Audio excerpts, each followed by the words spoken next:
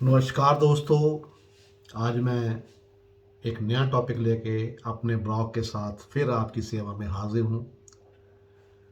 आपको पता है कि जो ज़िंदगी में तीन चीज़ें जो हैं वो बहुत ज़रूरी हैं: रोटी, कपड़ा और मकान।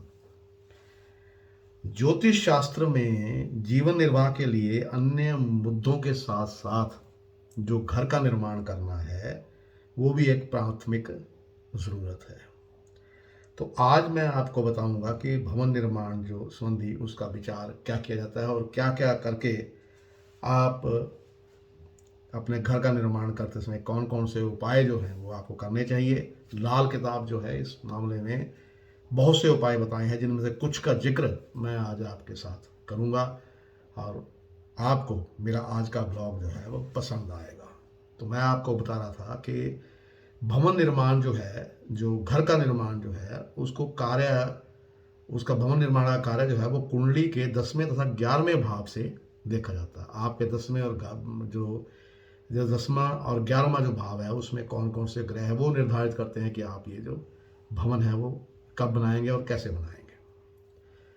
अब जो इन घरों का स्वामी होता है, इस घर का जो स्वामी है वो शनि होता है, जिसकी कृपा के बिना मकान बनाना जो है वो संभव नहीं है। शनि जी की कृपा बहुत जरूरी। उच्च का शनि जो है, जहां व्यक्ति को हर तरफ से माला माल करता है, वहीं नीच लग्नस्थ शनि जो है वो जीवन को अंधकार के गर्त में डुबो देता है।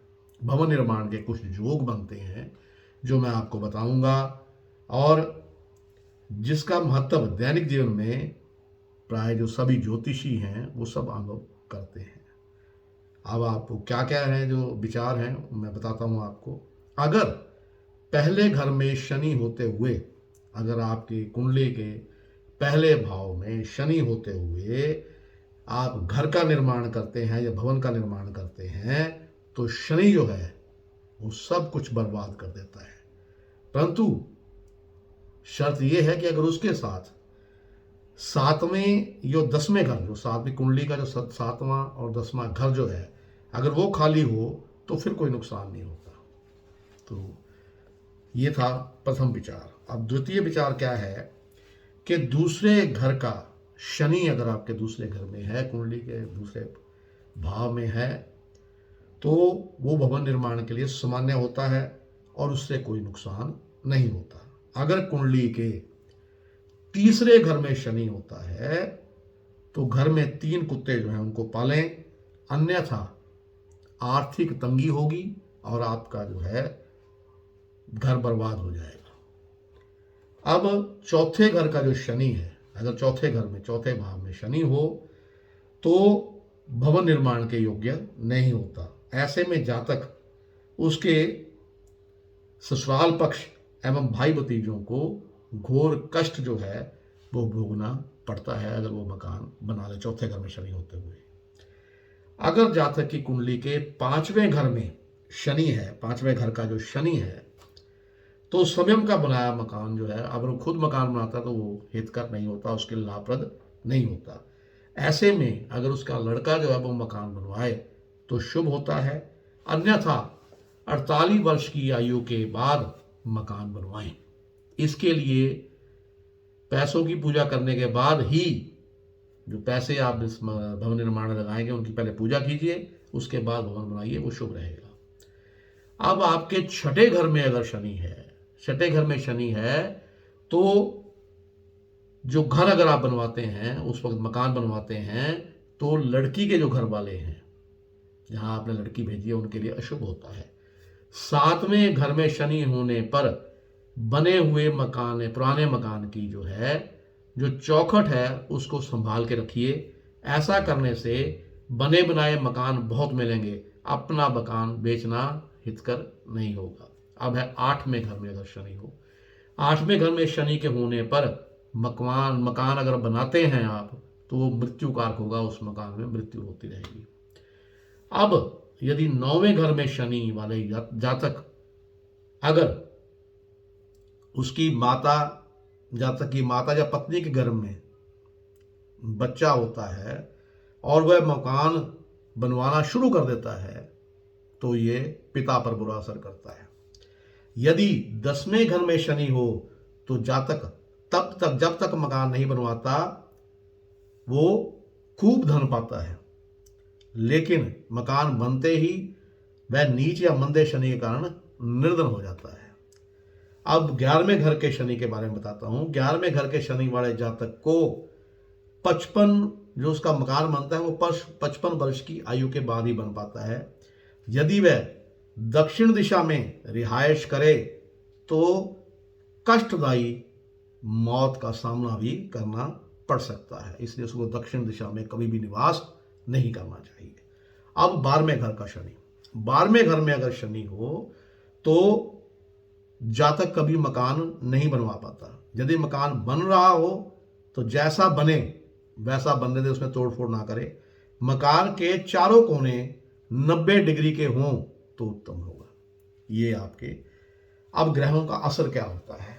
ग्रहों का असर जो है, अगर जातक की कुंडली में के अनुसार 1 से 9 तक के ग्रह अपना असर मकान में प्रवेश करते समय दाएं हाथ की दिशा में तथा 10वें और 12वें खानों में बैठे ग्रह अपना प्रभाव बाएं हाथ की तरफ डालते हैं। खाना नंबर 7 मकान में सुख दुख और खाना नंबर 2 मकान की स्थिति बनाता है। तो ये मैंने आपको बताया कि ये जो यानी कि कौन से ग्रह कैसे बताते, ग्रहों का क्या असर होता है। जातक को चाहिए कि वह पुष्य नक्षत्र में मकान बनाना शुरू करे। मकान के पूर्ण होने पर प्रतिष्ठा करके पूर्ण जो है भोजन भाजन आदि करा के जो गरीबों को खिरात बांटे। यदि वर्षफल की कुंडली में शनि राहु और केतु सामान्य घरों में हो तो ठीक है, अन्यथा नीच राहु और केतु जो हैं वो मकान को बिकवा कर देते हैं। अब सावधानियां क्या रखनी है आपने मकान में कि क्या मकान अगर आपने बनाना है तो उसके आपने क्या सावधानी रखनी है वो बताता हूं। शुभ मुहूर्त तथा कुंडली में लगन आदि देखकर मकान बनवाते समय आपने निगम जो मैं सावधानियां बताना है इसका खास ख्याल रखना है। जमीन के चारों कोने समतल और चारों दिशाएं 90 डिग्री की होने आवश्यक है। 90 डिग्री की जरूर होनी चाहिए। पंचकोण या षटकोण या 13 कोणों वाले मकान घर परिवार तथा आर्थिक विकास को अवरुद्ध करते हैं, रोकते हैं। भवन निर्माण की जमीन जो होती है बिल्कुल सपाट होनी चाहिए। बीच में से उठी हुई या बाजू कटे मुर्दे के आकार वाली जमीन का चुनाव भवन निर्माण के लिए कदापि ना करें। ऐसा मकान जो है वो बर्बादी का कारण बनता है। अब मुख्य निकास, जो मुख्य दीवार बल्कि आपका मकान जो बना है उसका जो मुख्य दरवाजा होता है, जो मुख्य वो है कि मकान के दरवाजे की दिशा जो है हर प्रकार से महत्वपूर्ण मानी जाती है, क्योंकि प्रातःकाल निकलते सूर्य का दर्शन तथा उसकी रोशनी सेहत के लिए लाभकारी होती है। लेकिन ज्योतिष में विभिन्न दिशाओं में दरवाजा होने के फल जो है वो अलग अलग होते हैं। पूर्व का दरवाजा हर दृष्टि से प्रथम श्रेणी, पूर्व में अगर आप दरवाजा रखते हैं तो हर दृष्टि से वो उत्तम होगा, फलदायी होगा और नामकारी यानी कि कहा जाता है उसको। और पश्चिम का दरवाजा जो है वो द्वितीय श्रेणी का माना जाता है और उत्तम फलदायी होता है। उत्तर दिशा का दरवाजा धार्मिक दृष्टिकोण से नेक, सुख शांति देने वाला, समृद्धि कारक और शांतिदायक होता है। अब है दक्षिण का दरवाजा जो है वो होना हर प्रकार से निष्कृष्ट और बुरे फल देने वाला माना जाता है। ऐसा मकान इस के लिए मौत का जो है घर कहलाता है। उसमें केवल अकेला व्यक्ति ही रह सकता है। अब उपाय क्या करने हैं? अगर आपका बाइबल बन भी गया है तो उसके क्या उपाय करके आप इसको ठीक कर सकते हैं? हर वर्ष धार्मिक अनुष्ठान एवं गाय बकरी का दान करना चाहिए। ऐसा करने पर जीवन सामान्य तथा हानि रहित होता है। व्यवस्था कैसे करनी है कि अब रात को जब आप सोते हैं तो जो आपका सिरहाना है वो आपने पूर्व की तरफ करना लाभदायक होता है। इससे शरीर तथा आत्मा दोनों को शांति मिलती है। दक्षिण की तरफ पैर करके सोना हर प्रकार से अशुभ माना जाता है। घर में बैठक, पूजन कक्ष और रसोई घर वो पूर्व की तरफ और उत्तर की तरफ जो है शौचालय होना चाहिए। दक्षिण दिशा में पानी और धन दौलत तथा अतिथि कक्ष जो है वो पश्चिमी कोने में रखना चाहिए। इस प्रकार की व्यवस्था वाला मकान हर तरह से श्रेष्ठ माना जाता है। अब है कि स्थिति क्या होनी चाहिए। मकान से निकलते समय दाएं हाथ पर कुआं या पानी का स्थान, जहां बाएं या पीठ पीछे रसोई घर के अलावा अलाव जो है इत्यादि रखा जाना उत्तम माना जाता है। क्या है कि मकान से अगर निकलते हैं तो दाएं हाथ पर कुआं या पानी का स्नान तथा बाएं हाथ या पीठ पीछे जो है रसोई घर के अलाव जो है वो अगर रखते हैं आप तो उत्तम माने जाते हैं। यदि मकान के पास पीपल का पेड़ ना हो तो ठीक है, परंतु अगर पेड़ पास में हो तो प्रतिदिन उसकी जड़ में 1 लोटा जो पानी है वो आप अवश्य डाल दें, क्योंकि जहाँ तक पेड़ की छाया पहुँचती है वहाँ तक विशेष देवी प्रकोप जो है होते रहते हैं। कीकर के पेड़ में सायंकाल 40 दिनों तक जल डालने से विशेष देवी सहायता जो है वो प्राप्त होती है। अब ध्यान देने योग्य कौन सी बातें होती हैं। सुखद आवास के लिए जो मैं आपको बातें बता रहा हूँ इनका भी ध्यान रखना चाहिए। क्या कि यदि मकान में मूर्तियां प्रतिष्ठित की जाएं या पूर्ण रूप से मंदिर की स्थापना कर दी जाए तो बृहस्पति के खाना नंबर 7 में होने पर जातक पैदा हो तो वो संतानहीन हो जाता है। खास ख्याल रखिए। देवी देवताओं की तस्वीरें मकान में लगाना अशुभ नहीं माना जाता। यदि किसी मकान के दाएं हाथ पर अंत में अंधेरी कोठरी हो जिसमें हवा आने जाने का या कोई अन्य मार्ग ना हो तो कोठरी के दरवाजे पर चिराग को रोशन करने से घर परिवार की बर्बादी होती है। खास कर रखें कि कोई भी ऐसी अंधेरी कोठरी नहीं होनी चाहिए। यदि कभी मकान की कोई छत तोड़नी हो तो पहले उसके ऊपर दूसरी छत बनवाएं, तब पुरानी छत तोड़ें, नहीं तो हानि होगी।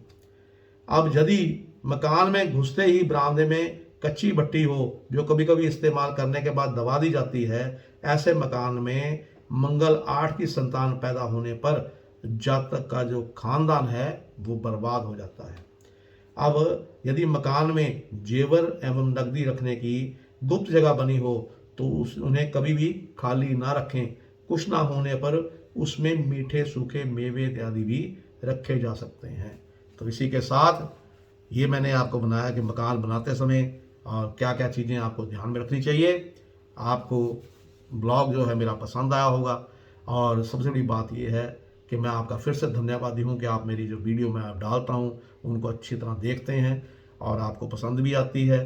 तो इसलिए उनको वीडियोज़ को लाइक कीजिए, कमेंट कीजिए, शेयर कीजिए और सबसे बड़ी बात यह है कि हमारे जो चैनल है मेरा उसको आप सब्सक्राइब कीजिए ताकि हमारा जो ज्योतिष का परिवार है, यानी ज्योतिष से जो नुस्खे जानने के लिए जो हमारा परिवार बन रहा है उसकी संख्या बढ़ती जाए और ज़्यादा से ज़्यादा लोग जो है वो लाल किताब के जो उपाय हैं उनका फ़ायदा उठा सकें। इसके साथ ही मैं मनोकामना करता हूँ उस महाप्रभु से कि वो आपके घर में सुख शांति रखे, लक्ष्मी का निवास बनाए रखे, आप और आपके परिवार का हर एक सदस्य जो है वो स्वस्थ रहे तो आर्थिक तौर से खुशहाल रहे। नमस्कार।